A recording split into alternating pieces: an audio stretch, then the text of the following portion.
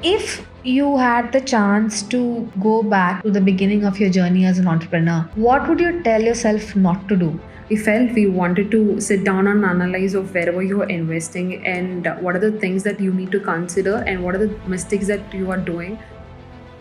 There are a lot of people that makes people insecure about the deep skin tone. As a brand, we do not make insecure about having acne, pigmentation, dark spots also. If I were to start my own brand, what could you tell me? You have to focus only on 2 or 3 products. You don't have to focus on 10 products while launching of your brand. So I always carry, wherever I go, I always carry my products. Just being ready to give samples to who I really wanted to give and try the products on. Yamini, hi. Welcome again to the next episode. So, Yamini, building a B2C brand is difficult. I mean, I can't imagine how it would have been for you as a student. I want to understand, what is the ethos of your brand? Why I'm asking you this question is that every brand has to differentiate this themselves in the market, right? Especially with so much of consumer overwhelmed with information and products today. So, what is it that differentiates? So as I told, what differentiates from the other one from of us is we don't stand whitening products. We support healthy skin. A lot of products in the market were promoting whitening, and we wanted to take up that problem and solve it around. And also, there are a lot of misconceptions that goes what's organic, what is natural, what is science backed.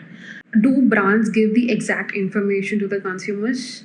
What is exactly inside the product? Do they disclose in the labels? No. Or maybe on the website? No. We want to be transparent of what has been used in each of the products. And along with that, do they tell what ingredient is being used and what is the benefit of using an ingredient in the product? These are the the problems that has been faced by the consumers. So we took up all these problems and we wanted to educate consumer of why they are using that particular product and what is exactly inside the product and what is the benefit that you might be getting. So let's say we launched handmade soap. So what does soap does as a consumer? It lathers and it washes the dirt off your body, your skin. But how does the commercial say? It remove your it helps you brighten, it will help you with your pigmentation, with your dark spots, all these commercials, right? I have a question. Does 60 seconds of using that product makes wonders? Doesn't make sense, right? When you use a serum that helps with your dark spots, pigmentation, with your skin for the rest of the night or rest of the whole day, then that gives you the results that you are seeking of, right? So, does brands educate the consumer in this way? They mislead the consumers. And so we wanted to take up all these misconceptions that has been used by the commercials. We wanted to educate our consumers through our brand. Something very interesting I noticed throughout the conversation is your products. You use cucumber, hibiscus, various plant products, but you've never called yourself an organic product. Why is that so? Because that's the fad now, right? Everybody has the organic label today. So there are two things, organic and natural. Most of the brands say they are organic, but I'll ask in what sense? Organic is something that you develop from the scratch. Let's say you are planting an hibiscus. Your fertilizers has to be organic. Everything that you put inside the plant has to be super natural and organic. And then taking that hibiscus without any alteration and then making it as powder or oil or extract, it has to be super organic. Then you can claim that you are organic brand. And do you have a certification? Still now I wonder, a lot of brands don't have a certification. In India, there are not much of regulation towards skincare. I hope a lot of regulations comes forward because a lot of ingredients that cannot be used or the percentage that cannot be used for the particular skin is being used by a lot of brands in India. So organic is something like that. Natural is you can get it is 5% of synthetic and 95% can be natural. Then you can claim it as natural. So synthetic, or the organic is different, the natural is very different. So consumer has to be very clear what is organic and what is natural. How do you want to position your product to a consumer? What was your idea behind that? My, let's say, the product, let's say, this is the packaging that we came up. Our brand story is something we wanted to say is our brand is gender neutral. We don't support any whitening products. Let's say we have a men and women and the both skin tones. Not only this, we wanted to bring up products that helps with every skin type and skin concerns. So this product is red wine soap, which can be used for all skin types. But most of the soaps that you use in the market will help dry out your skin sometimes. So we thought of, let's bring glycerin base, where that will help you to not strip off your natural oil of your skin. And that's why we bought this up. We formulated it and we trialed it, and then when it went, most of the people of 90% really like the product, we launched the product in the market, and that's where we aim as a brand. If you had the chance to go back to the beginning of your journey as an entrepreneur, what would you tell yourself not to do? So the challenges that we have faced over the years was pricing, because we wanted to consider a lot of things when you price a product. So I ask anybody who's starting now to consider the future plans of your brand and then fix up the pricing for the product. And the second most learning was the name of the brand, because we felt we wanted to have 5 to 6 letters. It could be easy for the consumers to call it up. Since we are completely a South Indian brand and we wanted to come up with a cultural name for a brand, so we came up with Ishwaryam Goodness. We want, because it's South Indian brand. And the third most learning was the financial aspect, because we felt we wanted to sit down and analyze of wherever you're investing and what are the things that you need to consider and what are the mistakes that you are doing through the financial aspect, so that you'll know where you have to invest next and what are the mistakes that you should not do it again. So these things every founder have to know before starting up a brand.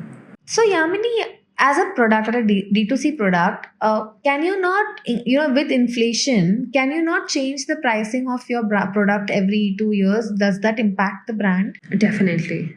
When you are building, especially in South India, a lot of people will will not continue the product when you hike up your prices. Let's say any brand that has been hike up the prices, they might have reduced the quantity of the grams of the product, and they sell it with the same pricing. People might not know the grams has been reduced, the prices are same. That's how the larger brands work. I love Parle-G from childhood. The Parle-G I remember, and what Parle-G I get now is like I probably maybe like 3/4 of what I used to consume as for the same price. Yeah. So because people don't want to spend more to the same product that have been getting it for the whole the years. So hiking up the price will, let's say you have 10,000 customers. When you hike up the price, you will only have 5,000 or 6,000 customers with you. And 4,000 customer will try to search for the other brands, which is much more lower than your pricing as of now. So, for customer retention, do you have to keep on launching a new line of product? Is it essential? See, within the skincare range, there's cleanser, a moisturizer, sunscreen, and a serum for your other concern. That's the main thing. A serum doesn't come under cosmetic; it comes under skincare. Skincare, yes. So serum. So these are the products that you use in your daily skincare routine. You have to have serums for all skin tones and all skin concerns. Launch it. For customer retention, I'll say it truly depends upon your what stage you are as a brand. You don't have a cash, you have products and you have a cash flow as of your monthly basis, then I don't recommend the brand to launch more products, because it's gonna need a lot of investments to product formulation, to testing, trialing, launching up the product, marketing, then what you will end up doing is the customers will try to forget the previous products and they end up having the new ones. And you'll use the market value of the previous products. So you have to know your SQs and your MOQs of what stage your product has to play in. So then you will have the customer retention in a proper way. What portion of your business is between online and offline today? I see you're very active on Instagram. I think you utilize your space on Instagram very well, and you have carved out a niche for yourself as a brand focused only on South India. So, how do you balance between your offline and online sale? So as of now, we are completely an online business, and we are venturing into offline as of now, because we felt not only playing with the online market. Will I have a scope for the next years? Coming years, no. You have to launch your products in offline also, because people wanted to have that touch and feel of your products. They wanted to come to your store or any like Nika store or any saloons, and they wanted to trial your products and then capture buy your product. So you want to give that experience to your consumers. I feel building up a brand, you have to have your online and offline presence. These many years we have built as an online, and we are happy to say that we have been collaborated with naturals, and our products will soon be launched in all natural salons in South India, and we are also talking to few more gyms and salons to get a venture into offline presence. Yamini, you seem to be very much focused on the deep skin tone. Does that mean that you do not want to expand in the overall India market? And don't you think that would be detrimental to your brand? Why I'm being very focused on how towards deep skin tone is because the things that I've faced should not be faced by the upcoming generation. There are a lot of people that makes people insecure, and it's not only about the deep skin tone. As a brand, we do not make insecure about having acne, pigmentation, dark spots. Also, having acne, pigmentation, all these stuff does you shouldn't be insecure about. It's just a thing that you can take care of, right? So even for that, as a brand, we stand up. So I don't want the upcoming generation to face of having the insecurity of having deep skin tone, because it's something, every skin tone is beautiful and you don't want to be insecure of having it. So, and I also request people around the circle should not make the people feel insecure. Saying like, you're beautiful doesn't cost you much, right? But do we say that? No. Are we being kind to that person? No. Let's say you wear an yellow dress and I wear an yellow dress. Some people crosses by and they say you are beautiful, and they say this color doesn't match you at all because of your skin tone. And that's where the whole problem starts from. Have you ever done a study in the market about, are there brands coming up which target deeper skin tones, or still there is a challenge in the market? Because there seems to be a lot of awareness today of, being inclusive. People are cognizant about being how they view skin color. I haven't seen, to be very frank, I'm not a makeup person, but I haven't seen brands coming with products that really works for deep skin tone. In terms of cosmetic, I'm saying, let's say Rare Beauty, let take Fenty Beauty. They have various ranges of deep skin tone foundations. But do we have the same foundations in India? We say we claim we are inclusive, but do we are? No, right? So I request brands to bring up products that truly works for deep skin tone, and I think that's going to be a revolutionary to Indian market, and especially in South India, because you can capture the entire South India by introducing inclusive products, especially for deep skin tone people. What was your hack to acquire your first 100 customers? When we started in 2021, we were doing social media. It was very new for us.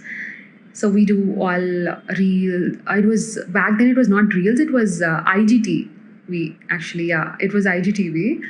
We were posting all these videos and those things, and we do a lot of pop-ups in different kinds of colleges, because since we are a college student, even my partner's college is Talamaris, they supported us much. They gave a lot of free stalls. We had a wonderful pop-ups. Through that we acquired customers, and there was a lot of word of mouth, I could say. People truly wanted to support us, and they recommended us to their family, friends, and there was a lot of referral growing during the period of time. That's very heartening to hear, that educational institutions are supporting students to become entrepreneurs and not like how, unlike parents being stuck to this conventional convention of having to study, educational institutions are encouraging students to open their wings and fly and explore. That's really nice. What were the biggest cash burns that you saw as, building a D2C brand? If I were to start my own brand, what could you tell me? Hey, you know what? This is something you shouldn't do. Okay, you have to be very clear in what product you're going to launch. Let's say you're launching a skincare brand. You have to focus only on 2 or 3 products as of now. You don't have to focus on 10 products while launching of your brand. So focus on 1 or 2, 3 products, launch it, and what works for others might not work for you today. And you have to figure it out what marketing strategy is working for you. And let's say we try to spend a lot of amount in terms of marketing, just because we have to be step up our game in D2C companies, right? But invest small, try to figure it out. You will definitely make a mistake there. Do analysis there, and then take up the points that you have made mistakes to that, rectify it, and then invest it again. Don't invest your amount in a larger scale and then try to sit and figure it out. How did you identify your target audience, for the initial, like what was it? Was it younger kids or it was just all people with dark skin tone? Because that's a very huge, vast target audience, right? It totally depends upon the product that you're gonna launch. Let's say I'm launching my anti-aging kit. Okay, what will be my target audience? The ages starts from 35, right? That will be my target audience. And what is the pricing of my product? Is it premium? Then my target audience will be most of salary people of 40 or 50 or 1 lakh salary people. So it truly depends upon the product and the pricing range that you're fixing for that particular product. So that is your target audience. And also, you have to figure it out. You're going to work with South India, North India, and especially you have to work with pin code wise. So if you're coming from premium, what pin code wise really works for you, so that you can capture that pin code towards your brand. Biggest challenges you faced setting up, carving a space for yourself in the online selling or online space, to make yourself visible? Was it just through pure cash burn, or how did you actually, We completely cash burned in terms of product formulation. That was the one mistake that we did. But in terms of online presence, we try to be. how do you avoid that mistake? Avoid the mistake of cash burn for product formulation. In terms of to launch a brand, we try to focus and launch 5 to 6 products, just because, hey, I'm launching a brand and I have 5, 6 products in the brand. Try and know your let me know your experience. It doesn't have to be in that way. You can launch a single product, figure it out, and then launch your second product, because you know what works for you and what product you have to launch the next. So through that you can avoid. And also finding the right formulator does really work for you, because that's where we made a lot of mistakes. Not everyone is a product formulator. You have to have their portfolio checkups. You have to talk to a few people. Do they really work there? Because some people might tell you, like, I worked with these many brands. These are the brands that work. They might have not worked. Just to have, like, who knows? Yeah.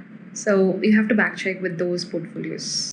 And going back to my question of how did you find your space in today's vast digital ocean to reach out to your audience. One thing interesting is that I realized that your entire social media page is completely in Tamil, which I guess really must have helped you connect with an audience, right? Being in my regional language and being real of what we are doing and showing our real face. To be very frank, when you take up the reels, we don't use any makeup products just to hey, I'm using the serum, but using a makeup product and then using the serum and showing the video, does it really make sense? No, right? Being real and showing your real skin can resonate with the audience who are watching. You take up any commercials or anything, they put up a minimal makeup and they'll say, "This is my clear skin." Does it make any sense? If I'm watching that reel, do I resonate with the video? No. So I feel being real, showing up your struggles on social media of what works and what are the things that goes behind building up a brand and showing to that those things to the consumer, people can easily resonate with you. I wanted to talk about, the power of close group sampling. Have you ever tried that, with friends and family? Because I know a lot of entrepreneurs who have vouched by that process. How did that impact you? A lot of deals, let's say, I told you, I am being back venturing into natural salon. It was purely by my samples. So I sponsored one of the event and where my product landed in CK sir's office, and Veena ma'am tried my products, the moisturizer. She really liked it and she wanted to onboard my product there. And there were a few founders who tried the products by sampling and they really liked it, and still they do order. And there are consumers, they some have got by let's say a consumer gifted to other people for birthdays or any festivals. They really liked it, and they being a regular customer now. I think sample really works. Every time I step out of my house or my office without samples, I'll not end up getting out of my. Interesting. So you champion your own products first and foremost. We might not know whom we're gonna meet. Maybe let's say I'm hanging out with my friends in any of the malls. I might meet any of the founders that I've been wanting to meet. I might give products to them. What if, right? Yeah. We might not know. So having your products in your bag really helps. So I always carry wherever I go, to any networking events or to any places that I go. I always carry my products. Just being ready to give samples to who I really wanted to give and try the products on. That's a very interesting. I'm hearing this for the first time. I mean, that's really very interesting. Because just think, giving one sample and then landing into naturals is a big huge success for us. So I really ask people out there to always carry samples with them. You will ended up spending around $100, landing into a huge number of amount in the future. This was such an interesting conversation, Yamini. Is there something that you would like to tell, parents of students who have aspirations like you had? To the parents that I wanted to tell is, it's that not always that you wanted to support them. It's that don't leave up your words to them, because that's the most heartbreaking thing that you can ever tell your kids, because they believe you, and if you say you're going to be a failure, that hits them so hard and they ended up not doing that. At least if you're not supporting them as an entrepreneur, just let them figure it out. If they become a failure or if they are being successful, just say it's okay and you will learn through and you'll get through that. So to all the parents, just being kind, being a little more a little supportive towards them doesn't hurt them much. That was beautiful. Thanks, Yamini. Thank you for coming here again. Thank you so much for having me. Thank you. It means a lot.